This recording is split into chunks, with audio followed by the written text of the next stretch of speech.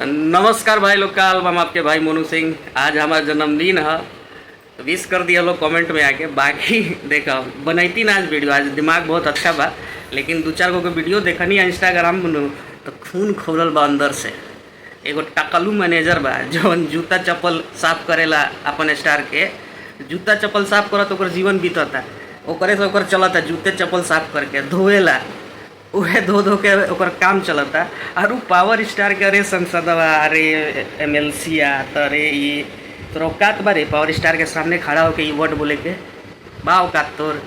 एगो नोच के फेंक दिहन नो तो तोरा नियन कगो टकलू पैदा हो जिहन, ठीक बा। और का बोला तरीस कि मेहरारू उनकर कोट कोट घूम तरी हैं, ते देखबे उनकर आराम रहेला। बेटा जी इंतजार कर तहार तो जौन उपाय होई नु तू सोचले ना होई पर तू सोचत रह कि तू बहुत बोल के तू बहुत बड़का अपन स्टार के चाट ले बड़ा तो बहुत बड़का तू तारा के दे दियन बड़का पद कि शील्ड मिल जाई। ना मिली ऐसा नु कि कान से कुछ और निकली, बुझाइल, ठीक बा। और एगो और बा जो लटक रहेला नीचा बा एनी टाइम नीचे वाला लटक के कहला भैया चाट ली, भैया चाटी मजा आवता भैया। ओकर ये काम बा, ओकर लटकौआ हो।